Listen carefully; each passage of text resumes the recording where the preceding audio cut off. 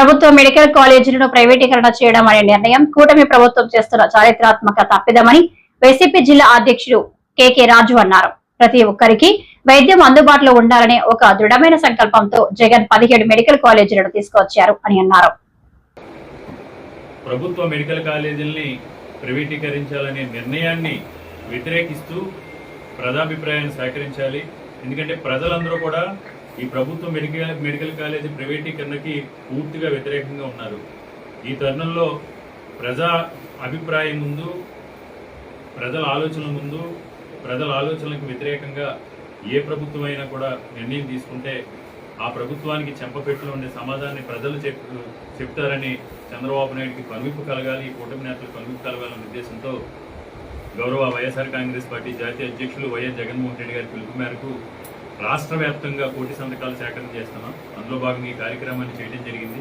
ఈరోజు ఈ కోటి సంతకాల సేకరణే కాదు, ముఖ్యంగా ఏదైతే ప్రభుత్వ మెడికల్ కాలేజీ ప్రైవేటీకరణకు సంబంధించి కూటమి ప్రభుత్వం జీవోని విడుదల చేసి ప్రజలను మభ్యపెట్టే ప్రయత్నం చేస్తున్నారో ఆ రోజు నుంచి ఈ రోజు వరకు కూడా వైఎస్ఆర్ కాంగ్రెస్ పార్టీ శ్రేణులు కానీ, ముఖ్యంగా జగన్మోహన్ రెడ్డి గారు కానీ దీన్ని వ్యతిరేకిస్తూ స్వయంగా జగన్మోహన్ రెడ్డి గారే ఈ మెడికల్ కాలేజీలన్నింటినీ కూడా సందర్శించాలి. ఎందుకంటే పచ్చి అబద్ధాలు, నిస్సిగ్గుగా ప్రజాస్వామ్యాన్ని అపహాస్యం చేసే విధంగా ఒక రాజ్యాంగబద్ధమైన పదవిలో ఉన్నటువంటి మంత్రులు కానీ, ఎమ్మెల్యేలు కానీ అసలు మనం స్పృహండి మాట్లాడుతున్నామా, స్పృహ లేకుండా మాట్లాడుతున్నామా, మెడికల్ కాలేజీలకు సంబంధించి ప్రెజెంటేషన్లు ఇచ్చి ప్రజల్ని ఏ విధంగా వారుకున్న ప్రచార మాధ్యమాల ద్వారా, కూటమి ప్రభుత్వానికి సంబంధించిన అనుకూల మీడియా ద్వారా ప్రజల్ని ఏ విధంగా తప్పుదేవ పట్టించే ప్రయత్నం చేశారో చూసాం.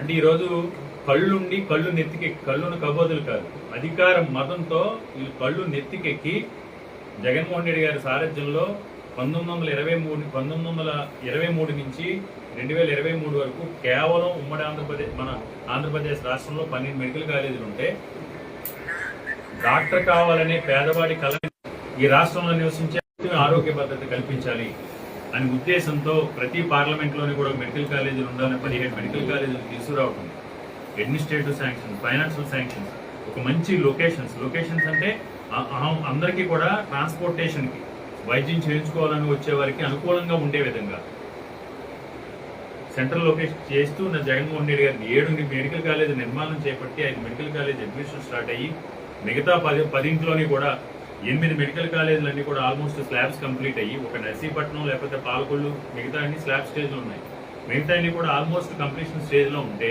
వీళ్ళు ఎక్కడో తుప్పు పట్టిన ఏదో బిల్డింగ్ల దగ్గరికి వెళ్ళి కొంతమంది మహిళా శాసనసభ్యులు, అంటే జనరల్గా మహిళలు ఏదైనా మాట్లాడితే కొంత నిజాయితీగానో లేకపోతే నిజమో మాట్లాడతారన్న మహిళా శాసనసభ్యులు కూడా చంద్రబాబు నాయుడు దగ్గర మొకరెళ్ళడం కోసం, లేకపోతే రాజకీయంగా కూటమిలో ఈ ప్రమోషన్ల కోసమో, లేకపోతే వాళ్ళకి సంబంధించిన ధనార్జన కోసమో, వాళ్ళు పనులు చేయించుకోవడం కోసమో ఈ గత ప్రభుత్వంపై బురద జల్లే ప్రయత్నం చేశారు. వీటన్నిటిని కూడా ప్రజలకు తెలియజేయాలి. ఎందుకంటే ఈరోజు ఎందుకనో జర్నలిజంలో కూడా జర్నలిజం విలువలు కూడా ఏ విధంగా ఉన్నాయని మనం చూసాం. అంటే ఈరోజు అబద్ధాలను కూడా నిజాలుగా చూపించడం, నిజాలను అబద్ధాలుగా చూపిస్తున్న పరిస్థితులు మనం చూస్తున్నాం. కాబట్టి ఇవన్నింటినీ కూడా ప్రజలను చైతన్యపరచాలి, ప్రజాక్షేత్రంలో తెలియజేయాలనే ఉద్దేశంతోనే ఈరోజు కోటి సంతకాల సేకరణ చేపట్టాం. దానికి విశేషమైన స్పందన ఉంది. ముఖ్యంగా ఎందుకంటే ఈ ప్రభుత్వం వచ్చిన తర్వాత గౌతమ్ రెడ్డి గారు చెప్పినట్టు ఎన్నికలకు ముందు చంద్రబాబు నాయుడు గారు ఒకటి ఏం చెప్పాడు, ప్రతి మీటింగ్లోని కూడా యువకాలంలో లోకేష్ కానీ ఈయన కానీ జగన్మోహన్ రెడ్డి చేసే ఏ సంక్షేమ కార్యక్రమాలే కూడా మేము ఆపం, జగన్మోహన్ రెడ్డి ఇస్తున్న అన్ని సంక్షేమ కార్యక్రమాలు అమలు చేస్తూ, అన్ని కార్యక్రమాలను కూడా అమలు చేస్తూ సూపర్ 6, సూపర్ 7 ఇస్తామని చెప్పారు. ఇచ్చారా?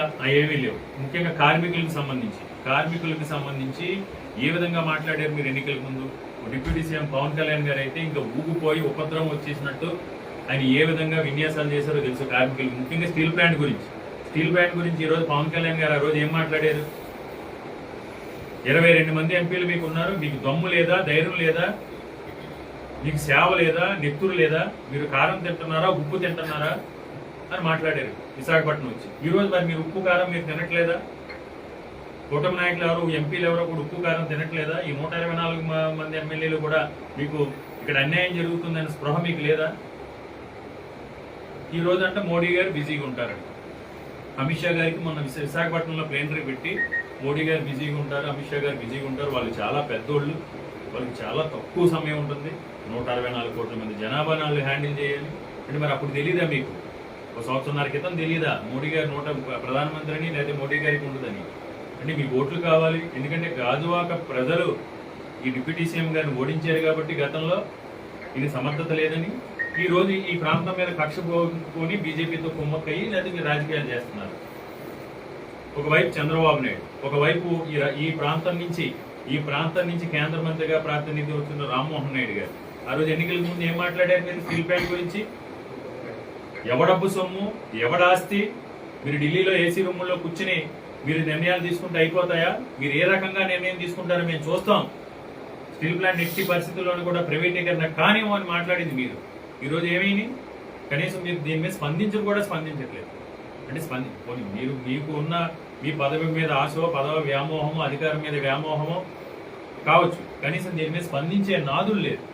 ఈరోజు అడ్డగోలుగా అప్రజాస్వామికంగా మన ప్రజాస్వామ్యంలో ఉన్నామా, ఒక రాచరిక వ్యవస్థలో ఉన్నా అనే విధంగా కార్మికుల హక్కుల్ని కాలరాస్తూ, రాజ్యాంగ విలువల్ని కాలరాస్తూ ఈ ప్రభుత్వం నిర్ణయాలు తీసుకుంటుంటే, ముఖ్యంగా ఉత్తరాంధ్ర ప్రాంతానికి తీరని అన్యాయం చేస్తూ ఉంటే, ఉత్తరాంధ్ర ప్రాంతంలో ఉన్న పరిశ్రమలకు సంబంధించి కూడా వచ్చే పెట్టుబడులకు సంబంధించి పేపర్లోనే, టీవీల్లోనే తప్ప ఉద్దేశపూర్వకంగా కూటమి ప్రభుత్వం, ముఖ్యంగా చంద్రబాబు నాయుడు గారు 1995 నుంచి మొదటి నుంచి